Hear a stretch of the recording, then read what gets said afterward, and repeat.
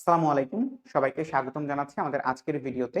প্রথমেই জানিয়ে রাখি আজকে আমরা যে বিষয়টা নিয়ে আলোচনা করব অর্থাৎ ন্যাশনাল ইউনিভার্সিটি নাকি নার্সিং আমাদের সঠিক রাস্তা কোনটা হওয়া উচিত কিংবা হচ্ছে এই মুহূর্তে দাঁড়িয়ে যারা এই প্রশ্নের সম্মুখীন হয়েছো তাদের উদ্দেশ্যে আসলে আমাদের এই আজকের সিদ্ধান্তমূলক এই ভিডিওটা এবং আগে একটু জানিয়ে রাখি যে আমরা কিন্তু এই ভিডিওটা বা আমি এই ভিডিওটা তোমাদের কিন্তু উদ্দেশ্যে এই করে আসসালামু আলাইকুম। তোমরা সবাই কেমন আছো? আশা করি তোমরা প্রত্যেকে ভালো আছো এবং সুস্থ আছো।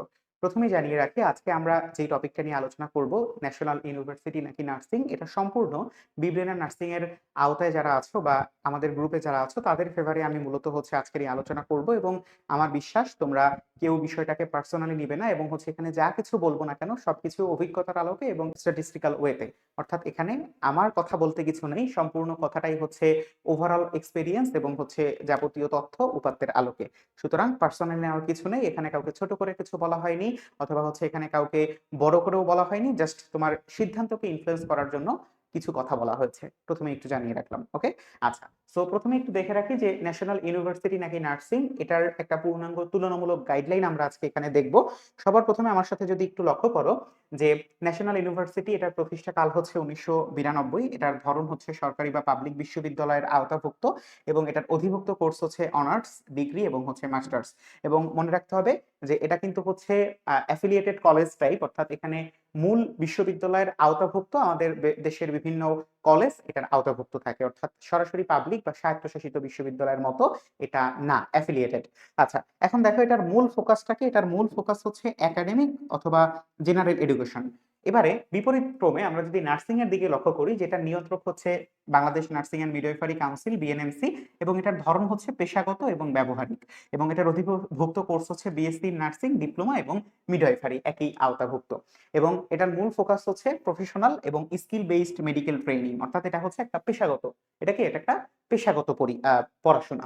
আচ্ছা, এখন আমরা যদি একটু লক্ষ্য করি যে এই দুইটার মধ্যে কিছু শিক্ষা ধরন, তারপরে ক্লাস সিস্টেম, পরীক্ষা, স্কিল বা দক্ষতা উন্নয়ন এবং নিয়ন্ত্রণকারী সংস্থা আমাদের আসলে প্রয়োজন নেই, কারণ আমরা প্রথমে এটা নিয়ে আলোচনা করেছি যেটা হচ্ছে আমাদের জাতীয় বিশ্ববিদ্যালয়ের অধীন বিভিন্ন কলেজ আর এটা হচ্ছে সরাসরি Bangladesh national nursing and midwifery council.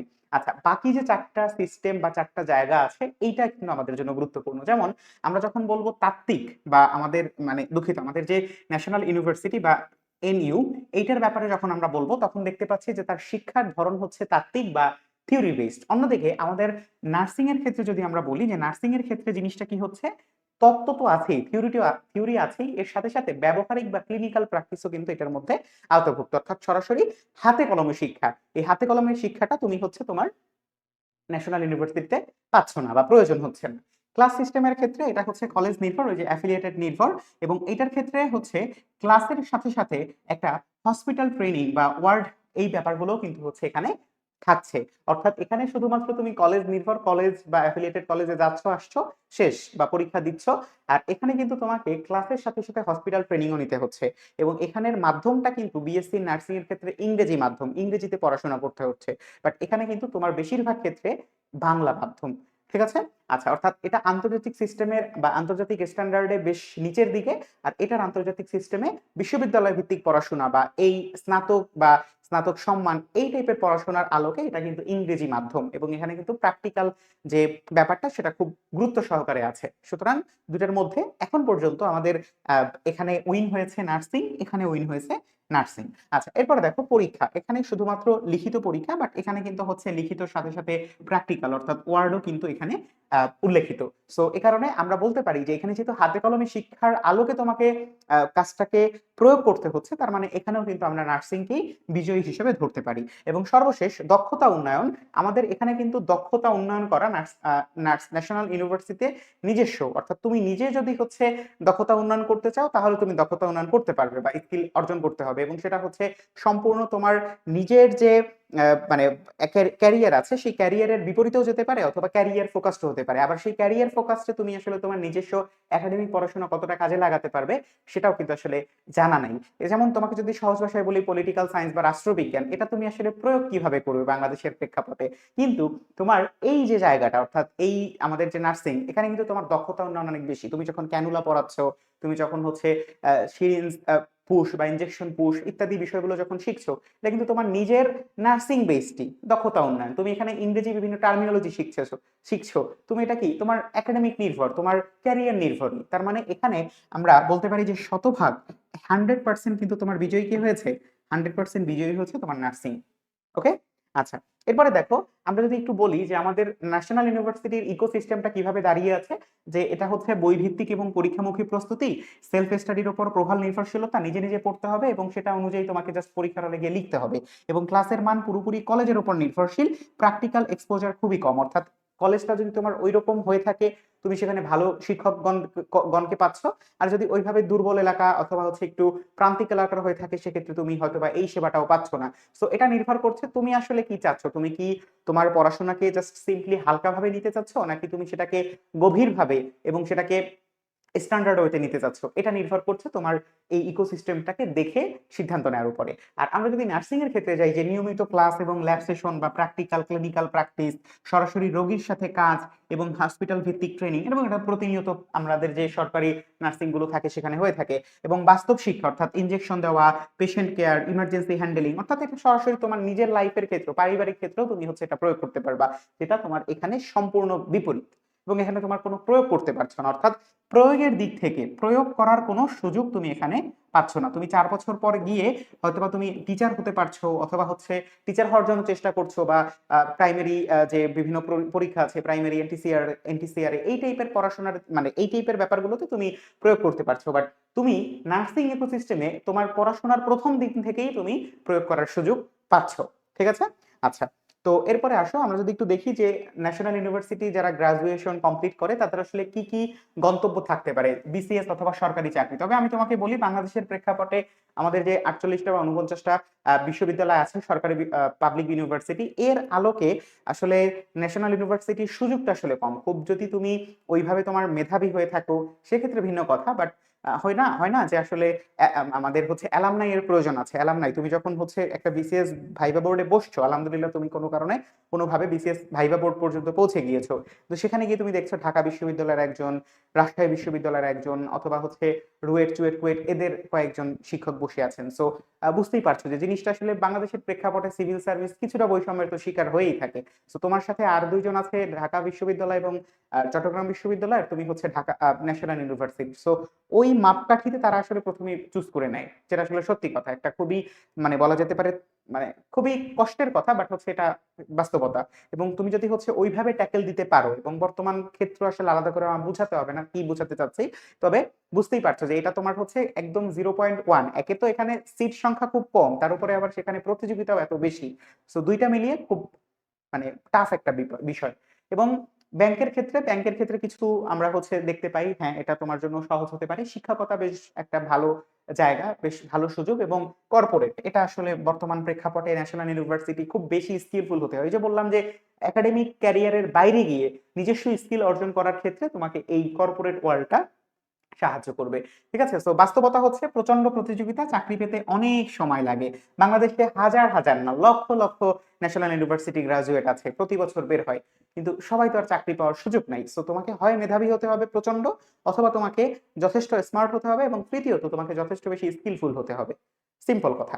আচ্ছা, নার্সিং এর ক্ষেত্রে দেখো তোমার এখানে সরকারি হসপিটাল যেগুলো আছে, তুমি যেহেতু যদি সরকারি হসপিটাল থেকেই সরকারি নার্সিং থেকেই বের হও, তোমার জন্য এটা সব থেকে বেটার। এবং দ্বিতীয় হচ্ছে বেসরকারি হাসপাতাল ক্লিনিক, এখানে প্রচুর সুযোগ আছে, তবে এখানে কিছু সমস্যা আছে, বেতন ভাতা নিয়ে বেশ কিছু ঝামেলা করে থাকে সাধারণত। আর সর্বশেষ হচ্ছে বিদেশে যাওয়ার ক্ষেত্রে তুমি কিন্তু অনেক ভালো সুযোগ পাচ্ছ নার্সিং থেকে। সুতরাং তোমার সিদ্ধান্ত, এই জায়গাটা তোমাকে সিদ্ধান্ত নেওয়ার জন্য অনেক বেশি দূর যেতে হবে না। এই যে স্লাইডটা এখন দেখতে পাচ্ছ, এই স্লাইডটা থেকেই তুমি অনেক কিছু সিদ্ধান্ত নিয়ে ফেলতে পারবা। এবং যেটা রিয়েলিটি চেক হিসেবে দেওয়া হয়েছে, ব্যাপক চাকরির চাহিদা, দ্রুত ক্যারিয়ার শুরুর সুযোগ। এবং এখানে অনেকে কথা বলতে পারে যে বাংলিশে অনেকে লেখো, আমি দেখি যে বাংলিশে অনেকে লেখার চেষ্টা করো অনেকে, যে ভাইয়া এখানে ভালো না, এটা পারি না। কিন্তু যদি এটা ভালো না হতো, যদি এটা না মানে ওইভাবে ইফেক্টিভ না হতো, বাংলাদেশ সরকার কখনোই এত এত টাকা খরচ করে এটার জন্য অ্যাডমিশন পরীক্ষা নিত না, এবং এটা একটা স্ট্যান্ডার্ড একটা মান পর্যন্ত পৌঁছাতো না। সুতরাং তোমার নিজস্ব অদক্ষতা বা নিজস্ব বলা যেতে পারে মানে কি বলা যেতে পারে, নিজস্ব প্রতিবন্ধকতা, এটাকে তুমি আসলে বাকিদের জন্য ছড়িয়ে দিতে পারো না। এটা হচ্ছে যারা এই মুহূর্তে ভিডিওটা দেখছো এবং মনে করছো নার্সিং অনেক প্যারা, মনে রাখবা পৃথিবীর সবকিছুতেই অনেক তোমার প্রতিবন্ধকতা আছে, কিন্তু সেই প্রতিবন্ধকতাকে ছড়িয়ে দেওয়া কোনো মানে বীর পুরুষের কাজ না। তোমাকে যে কাজটা করতে হবে, জিনিসটাকে সহজ কিভাবে করা যায়, এটাকে আরো বেশি নতুন শিক্ষার্থীদের জন্য সহজ কিভাবে করা যায়, তা তুমি যে কঠিন ব্যাপারগুলো ফেস করেছো সেগুলোকে কিভাবে অন্য শিক্ষার্থীর জন্য সহজ করা যায়, এটা আইডেন্টিফাই করা হচ্ছে বীর পুরুষের ব্যাপার। ঠিক আছে? সো এটা কিন্তু তোমাকে মাথায় রাখতে হবে যারা এই মুহূর্তে এই ধরনের মানসিকতা নিয়ে ভিডিওটা দেখছো যে না, নার্সিং তো অনেক প্যারা। ঠিক আছে? ওকে, তো এই হচ্ছে মোটামুটি বিষয়। পরবর্তী কথা যদি আমরা যাই, যে তোমার ন্যাশনাল ইউনিভার্সিটি থেকে বিদেশে যাওয়ার জন্য তোমার আসলে প্রক্রিয়াটা অত্যন্ত প্রতিযোগিতামূলক এবং এটা খুবই টাফ। সহজ কথা, খুবই টাফ। খুব বেশি টাকা পয়সা না থাকলে আসলে এটা সম্ভব হয় না, এবং একই সাথে এখানে তোমাকে স্কলারশিপ তো অবশ্যই প্রয়োজন হবে, এ ব্যক্তি তোমাকে নিবেই না। ঠিক আছে? যেহেতু যে বললাম ইন্টারন্যাশনাল স্ট্যান্ডার্ড বিষয়টা খুব গুরুত্বপূর্ণ, সো স্ট্যান্ডার্ড না মিললে তো তারা নিবে না তোমাকে, বুঝতে পেরেছো নিশ্চয়ই। আর নার্সিং থেকে বিদেশে যাওয়ার অনেক স্কোপ আছে, যেমন এখানে তুমি সরাসরি জব মাইগ্রেশন হিসেবে যেতে পারবা, অর্থাৎ তুমি একজন জব মাইগ্রেট হিসেবে যেতে পারবা। এবং একটা বিষয় তো বুঝতেই পারছো যে তুমি যখন নার্সিং এ তোমার গ্রাজুয়েশন হয়ে যাবে, তখন তো তুমি শতভাগ পরিপূর্ণ একজন নার্স, এবং তুমি তোমার যে ক্লিনিক্যাল প্র্যাকটিস গুলো আছে তুমি আয়ত্ত করে ফেলেছো। তুমি যদি ডাক্তারের বিষয়টা বলো, ডাক্তারকে প্রতিদিনই পড়তে হবে, কেন নতুন নতুন রোগ সম্পর্কে তাকে জানতে হবে, বাট তোমার যে প্রয়োগের বিষয়টা সেটা তো সীমাবদ্ধ। সুতরাং তুমি সরাসরি জবের মাধ্যম হিসেবে তুমি বিদেশে যেতে পারবা, এবং লাইসেন্সিং এক্সাম দিয়ে দ্রুত কাজ শুরু করা যেতে পারে। বিশ্বজুড়ে এটার তীব্র চাহিদা, এবং গত বছর আমরা দেখিয়েছিলাম তোমাদের যে ডক্টর ইউনুস একটা বিষয় বলেছিল যে আমাদের জাপানে কিন্তু প্রচুর চাহিদা আছে, নার্সিং বলো, মিডওয়াইফ বলো, সবার জন্যই। ঠিক আছে? সো এটা তোমাদের বড় একটা সিদ্ধান্ত নেওয়ার জায়গা আমি বলে মনে করি। এবং ন্যাশনাল ইউনিভার্সিটির চ্যালেঞ্জ হচ্ছে সেশন জট, এটা সম্পর্কে বললে আসলে শেষ হবে না। তো সেশন জটের কথা যদি মাথায় রাখি, তাহলে প্রথমেই এটা বাদ দিয়ে দেওয়া সুযোগ আছে। ব্যবহারিক দক্ষতার অভাব এবং ক্যারিয়ার নিয়ে দীর্ঘস্থায়ী অনিশ্চয়তা। এবং যদি আমরা নার্সিং এর ক্ষেত্রে যাই, যে এখানে পড়াশোনা এবং ট্রেনিং এর প্রচন্ড চাপ, সুতরাং যারা প্রচন্ড চাপ নিতে পারো না এবং যাদের কাছে মনে হয় পড়াশোনা অনেক সহজ, কঠিন কিছু না, তাদের জন্য হচ্ছে এই অংশটা। আর যাদের জন্য হচ্ছে একটু প্রচন্ড চাপের বিষয় এবং চাপ হ্যান্ডেল করার সক্ষমতা আছে, পারবা মনে হচ্ছে নিজের জন্য, ভবিষ্যতের জন্য, পরিবারের জন্য, তাদের জন্য এইটা। ঠিক আছে? এবং নাইট শিফট এবং ডিউটির বাধ্যবাধকতা, এটা খুব প্যারাদায়ক একটা জিনিস, আমি এখনই বলছি। কারণ হচ্ছে এইটা তোমাকে প্রথমত একটা জিনিস, যে তোমার নিজস্ব যে সাইকেল সেখানে কিন্তু কিন্তু হ্যাম্পার করবে, কিন্তু তোমাকে একটা নিশ্চয়তা দিবে যে না, মাস শেষে আমি হচ্ছে একটা সম্মানজনক কি পাচ্ছি, আমার পড়াশোনার থেকে যে আরওআই, রিটার্ন অন ইনভেস্টমেন্ট, সেটা আমি পাচ্ছি আলহামদুলিল্লাহ। এবং প্রচন্ড শারীরিক এবং মানসিক পরিশ্রম, এটা যে কোনো কিছুতেই, তুমি ব্যাংকে চাকরি করো, বিসিএস দাও, যা কিছুই করো না কেন, তোমার শারীরিক মানসিক টেনশন থাকবেই ভাই। পৃথিবীতে আমরা আছি কি কারণে? এত এত পরীক্ষার মাধ্যমে আমাদের জীবনটাকে সম্পন্ন করার জন্য। সুতরাং এটা খুব বড় কোনো ফ্যাক্টর না। তার মানে বুঝতেই পারছো যে এখানে তোমার যে অনিশ্চয়তা, সেটা হচ্ছে তোমার না পাওয়ার অনিশ্চয়তা, আর এখানে হচ্ছে পাওয়ার পরে কি সমস্যা হতে পারে সেগুলো।